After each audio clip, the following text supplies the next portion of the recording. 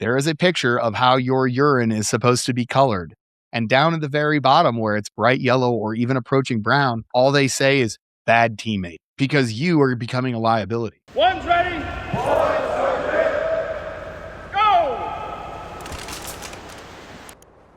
So you guys are going into special warfare assessment selection. It is an attributes-based selection model. What does that mean? Guys, are we running right now to get fitter with practicing running? Practicing, right? I can't freaking. So there's a holistic picture that we're looking for. The instructors are giving you input and we're expecting an output. And everything is for a reason. If you guys haven't heard my spiel yet, everything that we do, every single exercise has a connection to the job that you're trying to do. We don't want people at INDOC, Special Warfare Assessment Selection, whatever they're gonna call the new course when it inevitably changes somewhere down the road. I don't care what they call it. What I need is you to show me the raw materials for the things that I wanna build you into. Just like everything else, it's a crawl, walk, run. I can run a piece just like this. All the way to HEC and never quit. All the way to HEC and never quit. Hey everybody, welcome back to the One's Ready podcast. You're in the team room. Before we hop into this next episode with Aaron, talking about teamwork, which is one of the critical attributes to Air Force Special Warfare candidates, I would love for you guys to head over to onesready.com and you'll see on the top right hand side that there is a link for our Operator Training Summit, which we have multiple of them coming up. That's what the site looks like. We've got University of Alabama in March. We've got Nashville, Tennessee in May. We've got Ramstein Air Base in Germany for all of you cross trainees to join us in Germany and get your smoke on. That'll happen in June. And then San Diego in August is what we're shooting for. Now, you guys have seen him before, and I've talked about him before. John Malura. He's been on the podcast numerous times. And, you know, he's a coach. He's a motivational speaker. The dude is an avid rock climber. He worked for freaking NASA to help design the suits at NASA. He talks about procrastination. He talks about just starting and not worrying about like, hey, I missed a day of working out. Now I'm a failure. I missed a day of my diet. I'm a failure now. He helps get you past that and helps you learn how to cultivate an elite mindset. And so he started the Elite Action Academy, and he's given you a discount of 10% off of your purchase by using the promo code ONESREADY. So if you're not familiar with John, definitely go onto our YouTube channel, give a search for One's Ready and John Malura and enjoy, because the guy is fantastic. He's just fun to be around, and really stoked that he actually started this up because I think he's got a lot to offer. Again, don't miss the promo code One's Ready to get yourself a discount. Now, on to this next episode with Aaron, talking about the importance of teamwork, how to be a good teammate, what does it mean to be a good team player or a good teammate, and then hopefully you guys take something away from that will help you as you try and cultivate your own kind of teamwork. Okay? All right. See you. Welcome back to the podcast, everybody. Thanks for joining the One's Ready podcast. You like it, you subscribed it, you're already a member. That's fantastic. But if you're not, could you go do so? It helps us out. If you leave a review on Apple, it helps get us up the charts and gets us on the For You page. And you know how all that stuff goes. We're going to hop right into it. You can check everything out over at onesready.com to include our partners, the Operator Training Summit. You can go to operatortrainingsummit.com to see when the next in-person event is. You guys know all this stuff. We're going to continue with this attribute series. I told you all that we're going to be doing a series on really fleshing these attributes out and explaining what they are. We got a couple of them knocked out. I don't know what order they're going to drop in. We're going to get them all done and then drop them in a coherent manner for you. But we're going to talk about teamwork today. Okay. So the pipeline, I want to start off by saying that the pipeline is an individually evaluated event. Inside of the 8 attributes that we're looking for in Special Warfare Assessment Selection, teamwork is one of those. Now, the things that I just said feel like they're mutually exclusive, that it's an individually evaluated event. And what I mean is, teamwork is defined as working productively with others, adapting to different roles and situations. This does not mean giving your teammate your reps. This does not mean giving your teammate the ability to have some of your successes be their successes. We succeed and fail in the Air Force Special Warfare pipeline as individuals because that's how we're evaluated. But we put an extremely high value on teamwork. So the question may naturally follow, Well, Aaron, if it's an individually evaluated event, how important is teamwork? Why is it important? Why is it evaluated? I'll feed you baby birds. It's more about getting along. Teamwork is not just getting along with your team. It's contributing to group success. If individually you are trying as hard as you absolutely can, doing exactly what you're supposed to inside of your lane, constantly externally focused, thinking about your teammates, that's what leads to mission success. It's putting the mission first, being flexible in high stakes environments, all of those things. Operators are not lone wolves. We operate on teams here in the pipeline, here in the Air Force Special Warfare community, and beyond to the larger SOCOM community. You're going to be on a team. Now, everybody on that team might not be in the same service. They might not be the same AFSC. They might not be inside of Air Force Special Warfare. But at no time are you operating on your own. The Norwegians had a truism that said, if you want to go fast, go by yourself. If you want to go further, go with a team. That's true inside of the Air Force Special Operations community and the Special Operations community as a whole. Teamwork is the glue that holds us together when lives are at risk. Teamwork is that glue that binds you to another person, these people that you've sweated with, and bled with, sometimes cried with, depending on how your week has gone. The glue that holds us together is teamwork. And that's why we place such a big value on it, even though we're focusing on you individually as an individual person. We need to make sure that you have the raw materials, because remember, the attributes are raw materials we're looking to build upon. The instructors at Air Force Special Warfare know that you're not going to be the perfect teammate. They know that you're not going to do everything absolutely perfectly every single time. What they want to see is that glimmer of hope. They want to see that glimmer of those raw materials that they can build and mold and craft by the time that you get done with your pipeline into a good teammate. Teamwork is one of the 8 key attributes for successful operators. The other ones, communication, drive, integrity, physical fitness, problem solving, stress tolerance, and trainability. It's embedded at training and selection from day one. We are looking for you to be a good teammate from day one.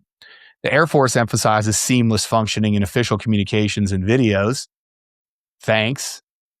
Don't care. That doesn't mean anything to me, Mr. Webpage. As a teammate, you have to be focused on your team at all times. You have to be thinking, and by the way, this is a truism, not just in the pipeline, but when you get to the units. When we would get done training at the units, there was always a rule, and it was team gear, personal gear, admin. That is the way that you conducted yourself when you got back from anything. When we would get back from a jump, you have to get all of the teamwork done. You have to get all of the team gear put away before you worried about putting your individual gear away. If you had debriefs, the team came first, no matter what sort of situation you had going on. I don't care how late it is. I don't care what it is that you have to do. If the gear isn't cleaned up, the team's not ready to operate at a moment's notice after that, then the day just isn't done. Our missions involve unpredictable high-risk situations. We have high consequence actions that we take all the time. We don't avoid risk in the Air Force Special Operations community. We mitigate and accept that risk. Whether that's coordinating strikes, whether that's going on a rescue mission, whether that's providing special reconnaissance data, input, and actions to the larger force, whether that's attaching to an Army infantry unit as a TAC-P, all of these things require high amounts of teamwork. Without strong teamwork, the operation is going to fail. When people start focusing on their individual efforts, their individual performance, and their individual gear and lane without a thought to the team, that's when you see teams fracture. At the Air Force Special Warfare Assessment and Selection course and throughout the pipeline, we see teams form and get together through this entire process. One of the coolest things about being an instructor is you can look at a group, and you really do start with a group of individuals. Nobody knows each other very well. They don't have that friendship from a long time. They just met maybe 6 weeks ago at basic training if they were in the same flight. But there's a lot of people that you meet, especially cross trainees, on day one or maybe day zero, the day before you start class. You see a lot of new faces. You don't have that natural connection with people. It really is a team of individuals. To watch a team go from that team, that collection of individuals, to a high-performing team that cares more about the team than they do about themselves, that was one of my favorite parts of being an instructor, is when you finally watch a team get it. When you finally watch a team that looks like a team that should be operating in a unit, but they're in the pipeline, fantastic. Now, I will manage your expectations here. A lot of teams think they're doing super good in the pipeline because it feels good and you're doing better. You're comparing that to the students. When you get to the actual team, when you get to your unit, you're going to see what real teamwork is. I remember back when Peaches and I were at the 321st, our support team was called Brown Team. So there was Silver Team and Blue Team and all kinds of other teams, right? The support team called themselves Brown Team, and it was hilarious because it was a mix of all AFSCs. They had super funny patches with a monkey on it, said, "What can Brown do for you?" Hilarious. But I saw that teamwork, not just amongst the operators, but amongst the entire unit for real the first time that we got the alert that we were going to have to blow out to go do something. And I watched, a bunch of us had just gotten back from a trip over to the United States. It was a super long TDY. It was like a month and a half. We literally just put our bags in our cages and we kind of walked up, and the team sergeant looked at us and was like, "Hey man, I need you to come down to the skiff. We've got this thing going on." At that time, I want to say it was a weekend. I want to say it was either a Friday or a Saturday. I think it was probably a Saturday because we probably flew all day Saturday to get back to England from the States to get back over there. It was definitely during, after duty hours. Everything was closed up. We were the only people there. It took one phone call and every single member of that Brown team, of that support team, came in and they were standing at your cage ready to get you ready to go. I had a radio guy that looked at me and was like, "What do you need for radios?" I had a med guy that was like, "What do you need for meds? Do you need narcs? Do you need to repack your med ruck? Do you have everything that you need?" All the way down to the people that were checking our paperwork. I walked into that front office. I didn't have to ask anybody. They handed me a folder. They said, "Here's your passport. Here are all your orders. Here are all your goes, no-goes. Here is everything that you need to hand to anybody to do anything that you want." That's teamwork. Those people weren't going to have to leave the unit and go down range and put themselves at risk for those high-risk missions that we were about to go get into or that we had the potential to get into. Those people just cared about the team. They cared about our success as a group and not their individual personal desires and comforts. They were at home with their family having a nice dinner. They could have just as easily said, "Meh, I don't need to go into the unit. They've got everything they need. I can give them the code to the door." That's not how we do it here. So now the question is, how is it that you can actually show the instructors? How can you show people that you're a good teammate? You got to start with self-reflection. You got to look at your past experience and you got to think in any sort of team environment. And you don't have to play sports for this one. This can be any team that you've worked on. Have you ever worked a group project in high school? Did you ever work a group project in college? Did you ever have to engage with other humans in order to get something done, a singular goal with many people? You need to self-reflect and you need to look and say, was I a good teammate? Were you the one in the group project that wasn't doing anything, that took credit for it, that got your A for your group project when you really didn't put that much effort into it? You can think about your job right now. There are people at your job that are bad teammates. Take those lessons. Take the lessons, the good and the bad. Think about a great teammate that you've had and think to yourself, what does this person do that's remarkably different that makes them a good teammate? I can't think of the catcher's name. I should have done some show prep, but you know that we don't do that here. There was a catcher that was voted his best. He was a World Series catcher on one team. He was actually traded to another team. And after he left that first team, he went around to every single person on his baseball team. And he asked them, "What does a good teammate look like to you?" And I believe it was the Dodgers catcher from this year. He went around and he asked every single person on that team, "What does a good teammate look like to you? If I ask you, how can I be a good teammate to you? What does that mean?" And he took down every single person's input. And then he did that throughout his career with the LA Dodgers, and they carried him off the field when they won the World Series. That teamwork, being that teammate, is the glue that keeps everything together. If you go look at the book called Captain's Class, it's a fantastic book. It talks about people that acted as team captains that may have not been the superstar on the team. One of the examples that I can give you is they talked about the Bulls and their generational run from 93 to 99. They won 3 championships back-to-back, had a 1-year break. Jordan comes back, they win 3 more. And they talked about some of the players on that team. And automatically you think that Jordan is the leader of this team and he's the glue that held everybody together. That ain't true at all. Jordan was punching teammates in the mouth. He was a savage at practice. He had high immutable standards and would absolutely call you out in front of people. He was an absolute savage. And you need those people on your team. But Horace Grant was the glue guy. Horace Grant was that guy that could go in between Dennis Rodman and Michael Jordan and Steve Kerr and these other people that were on that, Bill Paxton. Bill Paxton was an actor. John Paxson, the Bulls guard. It'd be funny if the same guy that gave that great speech in Independence Day was also on the Chicago Bulls for that run, but he wasn't. But that's a great speech from Independence Day. Anyway, Horace Grant was the glue guy. He didn't do anything other than be a good teammate.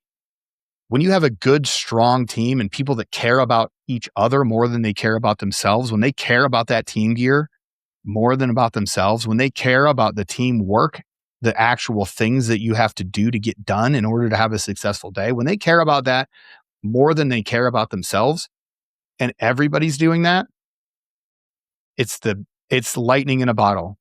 Sometimes you can't exactly explain it. Sometimes you can't describe it to somebody, but when you know it and when you see it, there's no way that you can miss it. You can see it from a mile away. Think about buddy breathing. Buddy breathing is the greatest example of small level leadership that I can possibly imagine.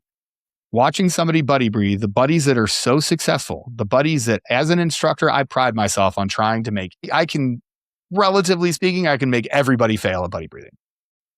Whatever level harassment, I can probably find a way to make you fail. But when I see a teammate that just got his air taken away, he just got splashed and hit in the face, he got his mask taken down, somebody's washing and ripping his shirt off, and I take away his breath, and the first thing that I see him do is shove that snorkel into his buddy's mouth. Shove it, you take the air, I don't need it. That's teamwork. And when both partners are doing that, I can't make you fail. I wouldn't even want to. That's the point. There's going to be a million times in this 4-week process of assessment selection that you can show how you have teamwork. The instructors are going to look for selflessness, a positive attitude, integrity, strong morals, and these teamwork behaviors. All of those things fall into those teamwork behaviors. If you have high integrity, you're not going to walk past team gear that needs to be picked up, that needs to be put away. You're not going to walk past the heavy log. You're going to put your ruck on. You're going to get on that log and you're going to get ready to carry it. You're not going to walk past the heat mitt gear. You're not going to be the one that's just shouting at people to hurry up over on the side as opposed to helping your buddy get their ruck on. There is a lot of things that you can do. There are many activities that you can do that can stand out as showing the instructors teamwork, that show the instructors that you get what it means to be a good teammate. Number one is be adaptable. Lead when needed. Sometimes when you're on a team, it's on you that you have to be the one to go take leadership. You have to be the one that steps up into that fray to say, I am going to fix this scenario and I'm going to bring my team with me. But just as soon as you'll step into that leadership position, you need to be able to step into a follower position and support your peers. Anybody can stand up there and say, you do this, you do this, you do this, and yell and pretend to be a leader. When I see that same guy stand up and say, hey, here's an issue, we're going to fix it and go ahead. The next time that one of his teammates stands up, when I see that same guy that was a leader before fall in right behind his leader and get things done and have a team win, that's teamwork. That's what I'm looking for. When you prioritize your group success over ego, that's teamwork. You could do this in any way that you want. You can have a team workout. Go to your local CrossFit gym and work out on a team and just getting used to really helping people succeed as opposed to yourself. Maybe it's just being a cheerleader. Maybe it's getting your work done and making sure that they can do work. Maybe it's an extra carry in the workout. We can breed teamwork simply by removing our focus from an internal focus to an external focus at all times. And authenticity is crucial. One of the things that we hate seeing inside of the Air Force Special Warfare training pipeline is going to be what we call a spotlight ranger. Somebody that's a good teammate in front of the cadre, but they're terrible back at the dorms. That they're just an absolute terrible teammate. People understand when you start thinking about what makes a bad teammate, and we talk about those things that go into being a good teammate, those high morals. Excuse me, I almost died there. I got some water in my throat and I decided I had to quit because I didn't want to do this job anymore. Those high morals, those high integrity things. When I have a great team, I don't need to lock my doors. I don't need to put my stuff away. My teammates wouldn't steal from me. When I'm with a teammate on a workout, I know that he's not going to get me in trouble because he's going to do the reps that he's supposed to do and he's not going to scurve, and we're going to get things done together because we have high standards as a team and we hold each other accountable. You have to be authentic. You have to be consistent. Having a consistent approach is probably one of the biggest things that I would recommend to students that go in, You need to be authentically who you are, and you need to be consistent about it. When I see what the kids would call code switching, and it's as simple as changing your voice. I used to joke with some of the people that I was in the pipeline with. A guy that we went through the pipeline with, I had what he called the in-charge voice and then his normal voice. His normal voice, he'd talk to you, be like, oh yeah, bro, we're just going to get this stuff done. Like, no big deal. But the second that he was in front of people, he put on this very stern, deep chest command voice. That's not authentic. If you have to get into a role to do something in order to show somebody an attribute, that ain't it, homie. You have to be authentic. You have to be consistent. You have to be that person that cares more about the team than they do anybody else, because there's going to be times where you have only the team to rely on. And it's as simple as I was deployed and I needed somebody to do something at my house. I don't know how many times I've texted Peaches here in Las Vegas, Nevada to say, hey man, I failed on this. I need your help on this one. You've got to kill that ego. You need to figure out who your teammates are, get yourself a good team around you. And then you need to be consistent and constantly thinking about the team. When you can stop thinking about yourself and start thinking about the team, the volume gets turned down on all of these training events. When you're getting just absolutely smoked and you're not thinking about how bad you're hurting, or you're not in your own pain cave and you're not worried about quitting, you're looking around and you're like, how can I make this better for my buddy? How can I make this better for my entire team? What can I do to put my will into this event? The training event is not happening to you. It is happening because of you. You are the focus of the training event. And if your focus in that training event is to think about how you can help your teammates out at every single turn, maybe it's picking up a ruck, maybe it's giving a guy a hand up, maybe it's being able to step outside of your own pain to look around and go, hey, if I moved 5 feet over to my right, then all of our team could get in here and they won't have to go as far. Then you have to do that. That's what the instructors are looking for. The instructors are looking for you. If I could boil teamwork down to the base amount of what teamwork is, it's someone that's constantly focused on everything but themselves. Is the event going well for the team? What can I do to help the team? Can I carry some gear for the team? Can I do my process as fast as I possibly can and correctly as I possibly can in order to support this? And this can be everything, guys and girls. This can be taping your gear and putting everything away in your ruck exactly as correctly and as briefed as you were told the night before a training event. If you're the guy that's scrambling on the morning of a training event, trying to get your gear together, or asking somebody or saying, hey, I forgot this, or hey, I forgot this, that's being a bad teammate. It's the dumbest thing in the world, but in every single urinal down at the Air Force Special Warfare Training Wing right now, there is a picture of how your urine is supposed to be colored. And down at the very bottom where it's bright yellow or even approaching brown, all they say is bad teammate, because you are becoming a liability. A good teammate drinks their water. A good teammate sleeps appropriately. A good teammate wakes up ready to train. A good teammate has all the equipment that they have. They don't have to borrow it from their friends. A good teammate you can trust with your wife, your life, and your car. A good teammate will do what they say they're going to do. A good teammate has all these attributes that we're looking for and focuses those attributes, the outputs of those attributes. He bestows them upon the team that he works with. A good teammate is the glue that will get you through these terrible times. A good teammate is somebody that I look to when I know that I have a good teammate like Trent or Peaches or Mark Bunkley or Taylor Starch or Chris Thomas or any of these folks that I think that I am on their team. In times of stress, I know that I don't have to take it all on myself. I know that I don't have to be internally focused because I have a teammate and they're going to keep us together through those hard times. And sometimes it's your turn to be that teammate, the person that'll stand up and take on the hard work when no one else will, because you know it needs to get done for the team. That's what a good teammate is. Teamwork is vitally important to everything we do, because we started off by saying that there are no lone operators in Air Force Special Warfare. We do everything as a team. Now, granted, I started off by saying that your entire pipeline is going to be evaluated individually, because that's how we have to do it. We have to make sure that you have the raw materials to be a good teammate. So we're going to have to evaluate you individually. But the team is everything.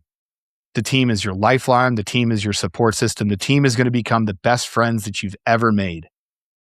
And that includes people that aren't operators. Just like with my example of how those people absolutely took it upon themselves to come support the team, to make sure that the operators that were about to go downrange to do potentially a life-threatening event, they wanted to make sure that that team was the best supported because they cared about the mission and they wanted to be part of the team.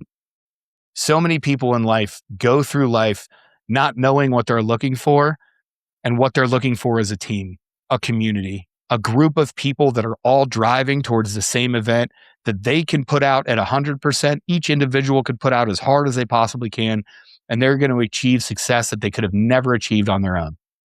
That's what teamwork is. When you stand up at the end of that pipeline, you're not in a room by yourself putting on your beret. You're in a whole room of teammates. The teammates that you have on stage, the active duty instructors, both officer and enlisted, that wear the same beret in you, everybody in the Air Force that is proud of you for graduating, all the way down to your family, the retired guys, old guys like me. I would be lying to you if I do not get straight up emotional when I see those videos of those young lions putting those berets on and blousing those boots and saying the creed for the first time in front of people wearing a beret. And it's not because of my own experience. It's because that's the team, man. That's the team. And when you sign up for Air Force Special Warfare, you're going to have a team everywhere you go. And even afterwards, there are people that I've never met that text me and they say, hey man, I need something from you. If they were ever on my team or if they know a teammate, you're on my team. Yeah, that's what you get. You will get my level best because I want to be a good teammate to you. And I want our team to. I hope that you're all focusing on being a better teammate. I hope that we gave you just a little bit more nuance and a little bit more context to what exactly it is, the teamwork attribute, what the instructors are looking for, how you can be a good teammate, how you can show those things without becoming a spotlight ranger, without seeking attention for yourself, how you can be a good teammate. Now, all you have to do is do the work. So go do the work. That one's going to wrap it up. Go over to onesready.com. Check us out wherever we are. Please like and follow. It's free. We love you guys. Go to operatortrainingsummit.com. Consider coming out and investing in yourselves and hanging out with the team from Guardian Grit, Chris Thomas, the guys at One's Ready, me, Trent, Peaches, Taylor Starch, some of these other folks that we bring in. We had a fantastic time in December. I'd love to see you at our next one in March. It's going to be freaking great. It's going to be huge. I can't wait. The people that we're bringing in, the place that we're going, fire. Can't wait for it. I hope I brought you guys some value. I appreciate you. Thanks for coming out. We're done here.